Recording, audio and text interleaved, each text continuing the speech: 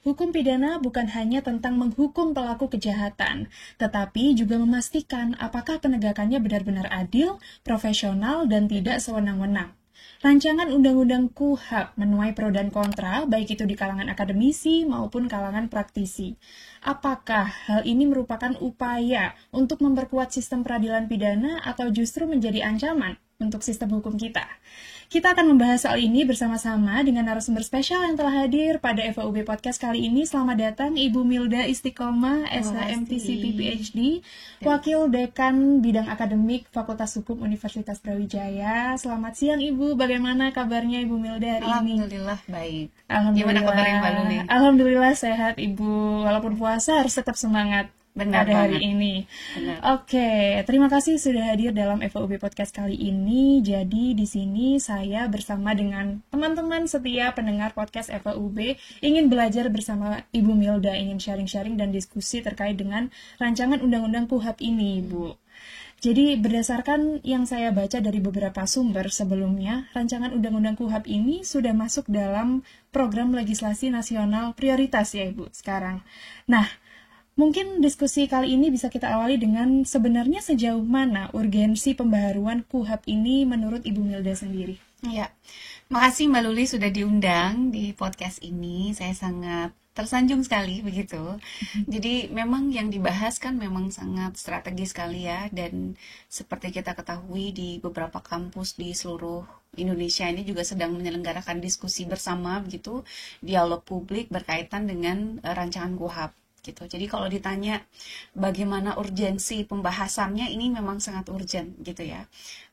Tidak hanya dari berbagai macam kampus yang kemudian sudah menyuarakan kegelisahan dan juga keresahannya gitu, tetapi kalau misalnya kita melihat dari dasar hukum yang kita punya saat ini, memang Undang-Undang KUHP itu kan diundangkan di tahun 1981. Di Undang-Undang Nomor 8 tahun 1981. Nah, pada saat KUHP diundangkan sampai saat ini kan berarti sudah 40 tahun ya. Yang kita juga menganggap bahwa banyak sekali beberapa poin-poin penting yang ada di dalam KUHP yang sekarang ini yang perlu untuk kemudian direvisi kembali gitu. Nah, ini yang menjadi keresahan kami gitu ya, tidak hanya akademisi, peneliti, masyarakat, koalisi masyarakat sipil, ini juga sampai saat ini seperti yang kita ketahui bersama bahwa draft resmi yang dikeluarkan oleh pemerintah itu kan memang belum ada. Terakhir sebetulnya ada draft rancangan KUHP di tahun 2012 dan masih banyak yang memegang draft yang itu. Namun beberapa hari belakangan sebetulnya saya juga sudah mulai menerima draft yang tertanggal 17 Februari 2025, tapi itu belum pernah dikeluarkan secara resmi begitu ya oleh pemerintah, dalam hal ini oleh DPR.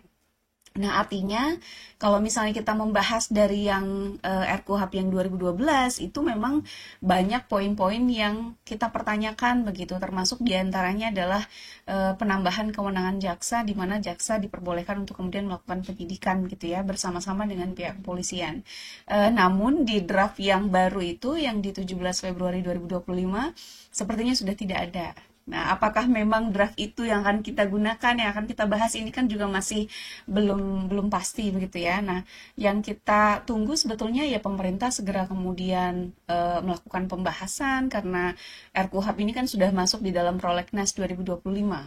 Jadi pembahasan itu harus diingat bahwa kemudian harus dilakukan bersama dengan masyarakat, ada meaningful participation, ada partisipasi yang bermakna dari masyarakat, sehingga kita juga tidak merasa kecolongan lagi gitu. Tiba-tiba misalnya ada rancangan undang-undang yang disahkan hanya dalam waktu 6 bulan. Itu kan kita sangat kecolongan ya pada saat undang-undang Omnibus Law itu. Nah, kita nggak pengen yang seperti itu. Itu sih, Mbak. Oke, berarti perlu diketahui juga teman-teman kalau KUHP, Kitab Undang-Undang Hukum Acara Pidana di Indonesia kita ini itu sudah cukup tua ya Ibu. Betul sekali, udah sangat tua. Usianya sudah sangat tua dan memang perlu pembaharuan supaya relevan dengan zaman sekarang seperti itu. Dan juga tadi berarti belum adanya draft resmi dari DPR sendiri itu menunjukkan bahwa sebetulnya masyarakat sekarang masih meraba-raba juga seperti itu ya Bu. Betul, jadi kemarin kan kita barusan mengadakan diskusi publik juga ya Mbak dengan koalisi masyarakat sipil. Ada perwakilan dari PBHI, LBHI, LSAM, kemudian Imparsial, Kontras dan sebagainya. Nah itu kan teman-teman yang ada di Jakarta tuh yang mereka sangat dekat dengan pusat informasi gitu ya. Nah itu juga saya mendengar dari teman-teman di Jakarta bahwa mereka sendiri juga belum mendengar gitu ya bahwa ada draft yang secara resmi dikeluarkan. Bahkan di beberapa diskusi yang diadakan oleh beberapa kementerian begitu ya, narasumber pun diundang tidak kemudian diberikan draft yang terbaru gitu. Jadi diminta untuk memberikan pendapat, masukan dan saran, tapi nggak dikasih tahu draft KUHP-nya yang mana gitu. Itu kan sangat tidak rasional ya kalau misalnya kita lihat seperti itu, sehingga apa yang kemudian kita diskusikan itu akan menjadi tidak substantif artinya, karena kan kita tidak tahu ya substansi yang mana yang akan kita kritisi gitu. Iya, karena memang draft yang paling terbaru itu belum diberikan secara resmi ya Ibu. Oke. Kalau kita berbicara mengenai KUHP seperti itu ya Bu, dekat juga dengan asas yang dikenal bernama diferensiasi fungsional seperti itu, di mana ada pemisahan tugas antara institusi aparat penegak hukum. Nah, mungkin nanti Ibu Milda bisa menjelaskan sedikit konsep asas diferensiasi fungsional ini bagaimana. Sekaligus saya juga ingin tahu apakah ada suatu potensi rancangan undang-undang KUHP yang terbaru ini mengubah skema asas tersebut, Ibu? Ya, jadi prinsip diferensiasi fungsional itu sebetulnya memang menjadi dasar dan prinsip yang ada di KUHP yang saat ini, yang di tahun 1981. Nah, kalau misalnya kita mau lihat sejarahnya ke belakang begitu Mbak, bahkan sampai ratusan tahun yang lalu ya, sebelum berlakunya KUHP itu sendiri begitu. Jadi pada saat itu zaman berlakunya HIR begitu ya, memang di HIR itu diatur bahwa jaksa menjadi pengendali perkara gitu ya. Jaksa menjadi pengawas dalam sebuah perkara penyidikan tersebut gitu ya, sampai kemudian di tahapan persidangan. Nah, kemudian ketika dilanjutkan pada masa kemerdekaan dan sistem yang semacam itu tuh tetap berlangsung begitu ya, di mana di tahun 1950 sampai dengan tahun 1959 kita ketahui ada Jaksa Agung yang bernama Jaksa Agung Suprapto. Itu kan beliau terkenal sangat berani begitu ya, melakukan penindakan terhadap pejabat-pejabat tinggi pada saat itu, mulai dari menteri, kemudian pejabat militer dan sebagainya. Nah, kalau kita bicara tentang sejarah ya memang tidak lepas dari tarik-menarik politik kekuasaan pada saat itu. Nah, karena Jaksa Agung Suprapto itu dianggap sangat berbahaya, akhirnya dilengsarkan di tahun 1959 gitu. Jaksa Agung kemudian diisi oleh militer gitu. Sampai kemudian di tahun 1981 akhirnya kita punya KUHP tersebut.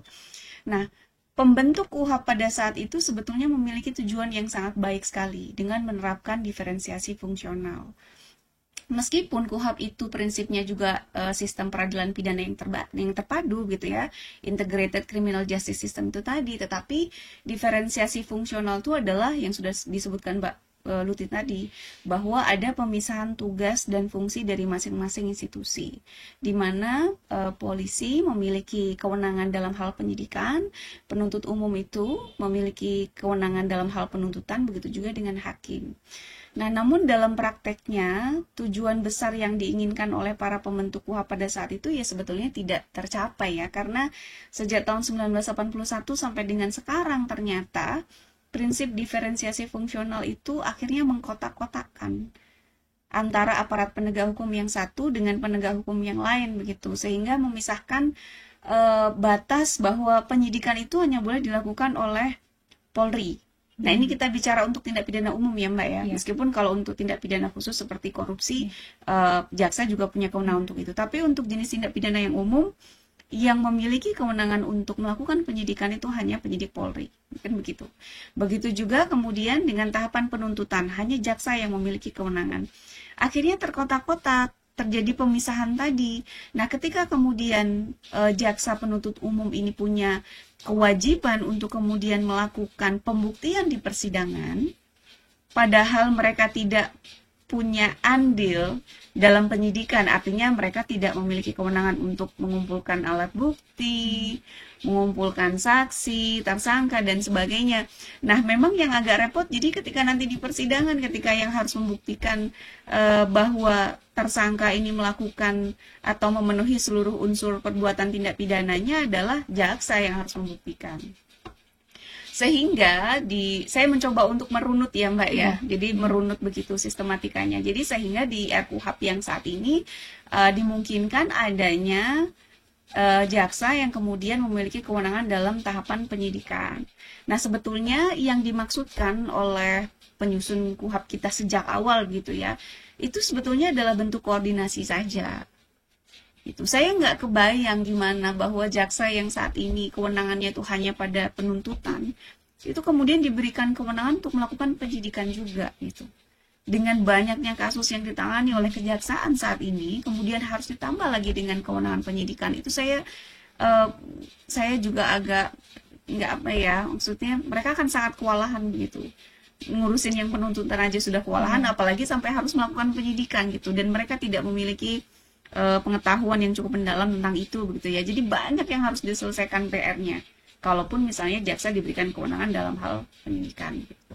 Tapi di sisi yang lain sebetulnya yang terjadi saat ini yang dalam bentuk koordinasi itu sebetulnya juga sudah cukup gitu untuk kemudian memastikan bahwa hasil dari penyidikan kemudian pelimpahan kepada penuntutan dan sebagainya itu berlangsung dengan baik asalkan ada koordinasi yang baik begitu di antara aparat penegak hukum. Jadi kuncinya sepertinya di situ, di koordinasi itu, Mbak. Oke, jadi menurut Bu Milda, kewenangan jaksa untuk melakukan penyidikan atau yang lain-lain itu sebetulnya hanya sebatas koordinasi dengan Polri, seperti itu. Betul. Jadi bukan semata-mata merebut kewenangan Polri untuk melakukan penyidikan seperti itu ya, Ibu? Bukan, menurut saya bukan. Itu yang kemudian harus dipahami. Tapi kalaupun memang itu yang kemudian diinginkan di dalam rancangan KUHP terbaru, ya segeralah keluarkan. Gitu. Karena ketika kemudian kita mencoba untuk memberikan kritik begitu ya, jaksa ini apakah memang benar ditambah kewenangannya? Oh tidak kok, hanya sebatas koordinasi. Ya sudah, kalaupun itu yang diinginkan untuk dicantumkan di dalam rancangan KUHP yang terbaru, segera diformulasikan pengaturannya seperti apa, kemudian dibahas bersama, libatkanlah akademisi, peneliti, dan juga masyarakat sipil begitu ya, untuk kemudian kita benar-benar memastikan bahwa ada penentuan tugas dan fungsi yang memang jelas begitu untuk masing-masing institusi.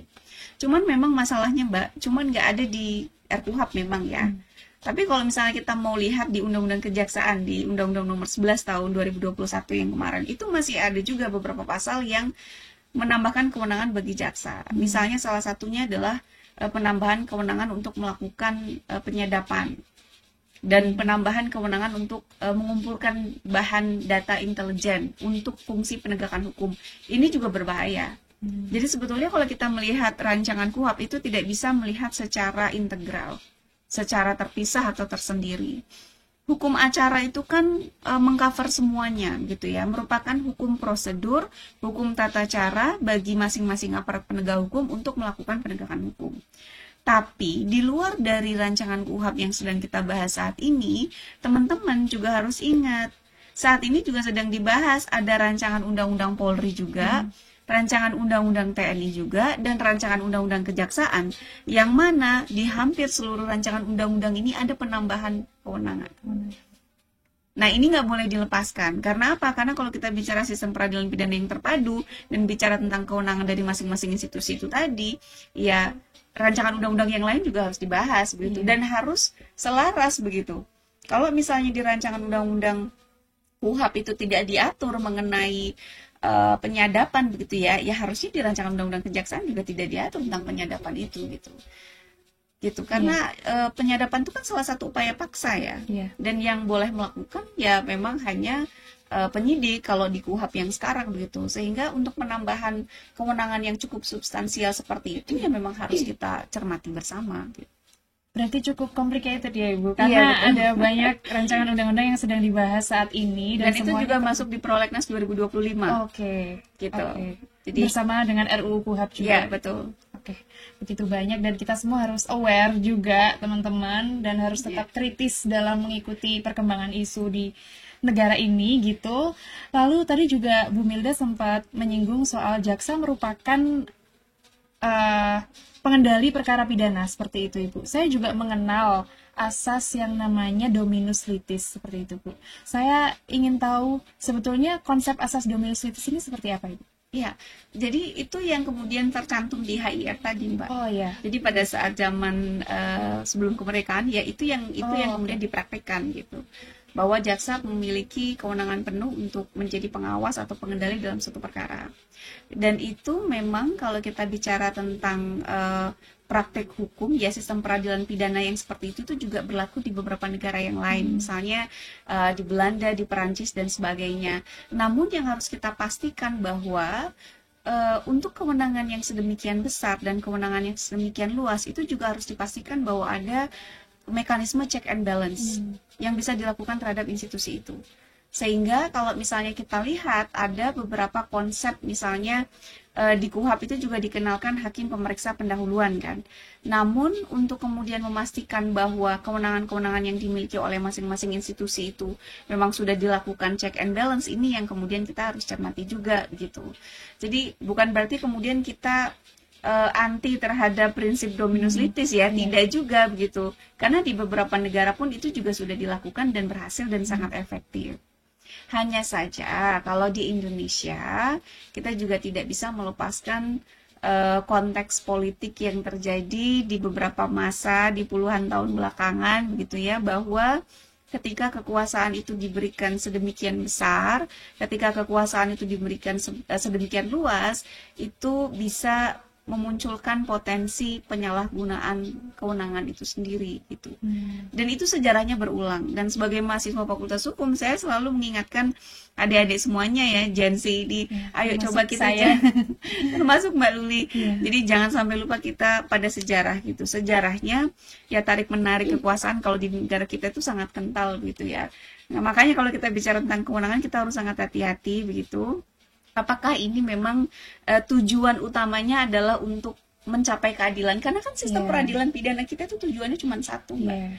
Untuk mencari kebenaran material, untuk mencari kebenaran yang sebenar-benarnya, untuk mencari tahu siapa yang bersalah, siapa yang dapat dijatuhi pemidanaan, dan untuk memberikan keadilan bagi seluruh pihak. Intinya seperti itu. Kalaupun misalnya ada penambahan kewenangan, ya harus dipastikan pengawasannya seperti apa. Kalaupun misalnya ada pengalihan kekuasaan atau pengalihan kewenangan, itu pun juga harus dipastikan dulu gitu. Bagaimana treatment atau check and balance yang dilakukan terhadap institusi tersebut. Betul, berarti kalau yang saya tangkap ini Bu, berarti filosofis hukum acara pidana itu bukan semata-mata untuk menghukum pelaku kejahatan nih, tetapi juga untuk mencegah kesewenang-wenangan aparat penegak hukum. Seperti itu ya, Bu. Betul, karena ya banyak sekali data yang kemudian dimunculkan gitu ya, data dari rekan-rekan koalisi masyarakat sipil yang kemudian memunculkan bahwa satu, masing-masing institusi itu juga punya salah gitu ya, punya dosa dan punya borok begitu. Di tingkat kepolisian misalnya kita tahu ada kasus salah tangkap, ada kasus salah tembak, bahkan ada yang sudah mati ya, meninggal gitu ya. Kalau kita ingat kasus KM 88 waktu itu yang melibatkan anggota Densus. Kemudian ada juga kasus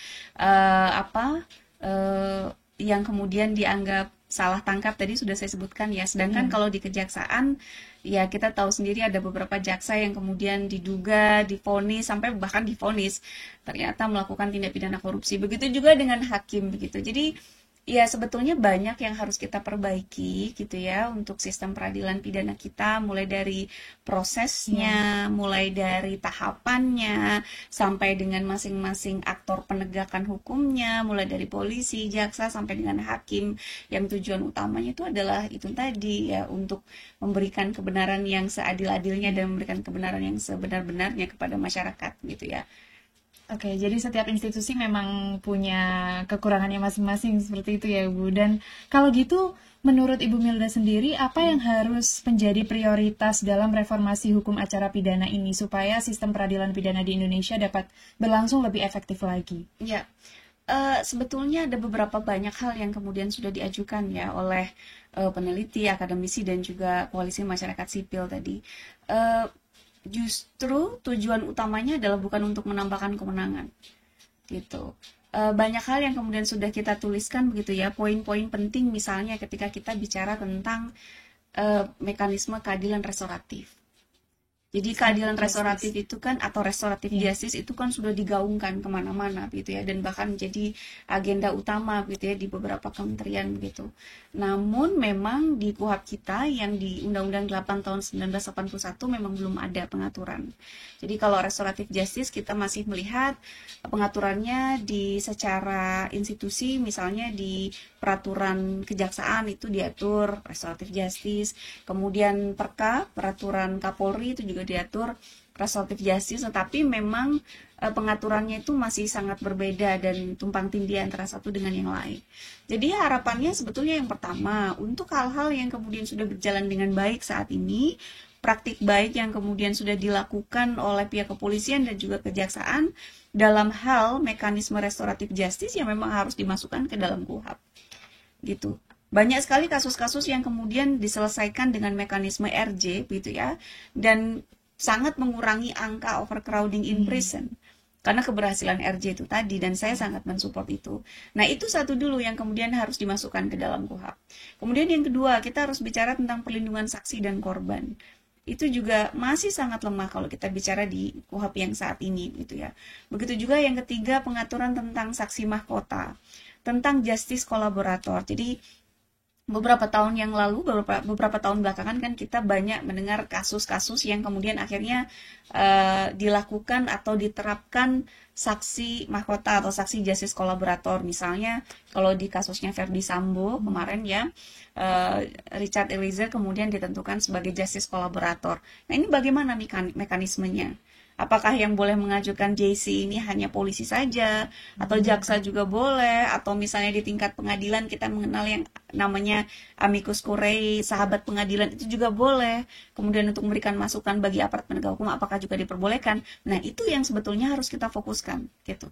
Jadi jangan fokus pada penambahan kewenangan, tidak malah memfokuskan pada penguatan pengawasan, dan hal-hal yang justru berjalan dengan baik saat ini dan diterima gitu ya, itu malah tidak diatur gitu. Jadi beberapa poin itu sih Mbak sebetulnya. Oke, iya Ibu. Iya. Beberapa poin tadi yang saya highlight, Bu Milda berbicara mengenai restoratif justice, saksi mahkota, dan juga justice kolaborator, seperti itu ya Ibu. Oke, mungkin terakhir ini Bu, harapan Ibu Milda sendiri secara umum saja, singkat saja, terhadap sistem peradilan pidana di Indonesia ini ke depannya bagaimana? Iya. Jadi kalau misalnya kita memberikan penilaian secara keseluruhan ya Mbak Luli dan juga rekan-rekan sekalian, mungkin beberapa minggu yang lalu kita mendengar adanya tagar gitu ya, hashtag Indonesia Gelap gitu ya. Jadi setelah Pak Prabowo dilantik, kemudian beberapa bulan kemudian kita dikagetkan dengan berbagai macam kebijakan yang dikeluarkan oleh pemerintah gitu ya. Mulai dengan penaikan PPN, tapi kemudian dibatalkan lagi, kemudian adanya efisiensi sampai 51% yang digunakan untuk investasi dan antara dan sebagainya. Kita juga melihat ternyata ada oplosan Pertamax dengan Pertalite, kemudian sampai pada kekecewaan yang kemudian dirasakan oleh masyarakat ini, kemudian dirasakan juga oleh teman-teman mahasiswa, dan sampai kemudian mereka harus turun ke jalan menyuarakan aksi mereka begitu ya, menyatakan penolakan terhadap berbagai macam kebijakan yang dilakukan oleh pemerintah saat ini. Namun di sisi yang lain, terlepas dari Indonesia gelap yang kita dengar banyak begitu ya, kita juga tidak bisa menafikan fakta bahwa penegakan hukum di Indonesia juga ada beberapa progres yang luar biasa. Ya, meskipun saya tadi menolak adanya penambahan kewenangan yang dilakukan oleh jaksa, tetapi menurut saya apa yang dilakukan oleh kejaksaan di beberapa bulan terakhir ini luar biasa. Jadi mulai dari penangkapan pejabat Mahkamah Agung yang ditemukan di apartemennya sebanyak 1 triliun uang tunai dan juga 51 kg emas, ini kan luar biasa, pekerjaan yang luar biasa. Sampai kemudian kita juga mengetahui bahwa di Pertamina juga terjadi korupsi ya, dugaan korupsi mulai dari tahun 2019 sampai dengan 2023 gitu. Jadi kita masih mengharapkan bahwa aparat penegak hukum kita masih bekerja dengan baik, dengan luar biasa, dan saya minta teman-teman juga jangan terlalu pesimis ya. Jadi kalau saya di kelas tuh selalu ditanya misalnya, terus kenapa kita harus belajar hukum Bu Milda? Karena kita tahu seringkali di beberapa kasus, di beberapa konteks hukum itu dijadikan sebagai alat oleh penguasa begitu ya, untuk membungkam oposisi, untuk kemudian mengkriminalisasi seseorang begitu. Itu nyata, itu fakta. Dan kasus-kasus yang demikian juga masih berulang. Tapi sekali lagi, adik-adik dan rekan-rekan mahasiswa, bukan hanya mahasiswa Fakultas Hukum, mahasiswa dari fakultas lain, saya ingin mengingatkan kembali bahwa teman-teman ini adalah agent of change gitu ya, agen perubahan yang mana kontribusi sekecil apapun yang dilakukan oleh teman-teman itu luar biasa gitu. Jadi kalau saya tetap harus optimis begitu. Bisa jadi ada beberapa hal yang kemudian atau kebijakan yang kemudian dikeluarkan oleh pemerintah yang memang tidak berpihak pada masyarakat atau tidak berpihak pada rakyat kecil gitu. Tapi ya kita tetap harus menyuarakan. Jadi mereka yang ada di atas, yang ada di gedung DPR, yang ada di kementerian, yang ada di istana gitu, tetap bisa mendengarkan bahwa apa yang kemudian kita suarakan itu ya merupakan suara perwakilan dari rakyat seluruh Indonesia gitu. Itu Mbak. Oke, terima kasih banyak Bu Milda. Jadi perlu diingat ya teman-teman mahasiswa, termasuk saya sendiri sebagai mahasiswa, jadi kita nggak boleh pesimis gitu, harus tetap optimis karena kita berperan sebagai agent of change untuk negara ini. Jadi cukup menarik dan krusial juga ya Bu, isu terkait dengan rancangan undang-undang KUHP ini, karena tidak bisa dipungkiri menurut saya juga wajah hukum Indonesia itu direpresentasikan oleh 3 institusi tersebut, kepolisian, kejaksaan, dan juga pengadilan seperti itu. Jadi perlu berhubungan juga dengan asas diferensiasi fungsional tadi yang harus tetap ditegakkan, adanya check and balance supaya tidak terjadi abuse of power seperti itu ya Bu, penyalahgunaan kewenangan seperti itu. Baik, terima kasih banyak Ibu Milda atas sharing-sharing dan diskusinya hari ini. Semoga nanti bisa main-main ke sini lagi ya Bu. Kita berdiskusi isu-isu hukum pidana menarik lainnya karena masih banyak diskusi yang perlu kita kawal teman-teman. Jadi perlu untuk selalu kritis dalam mengikuti perkembangan isu dan memastikan bahwa hukum yang sekarang diterapkan itu harus sesuai dengan prinsip keadilan dan kepastian. Seperti itu. Oke, kawan FH, terima kasih telah menonton episode kali ini dan nantikan episode-episode berikutnya dengan topik-topik menarik lainnya. Saya Lutiti Sari Rituhayu. Jangan lupa like, subscribe, and comment di channel ini. Terima kasih dan sampai jumpa.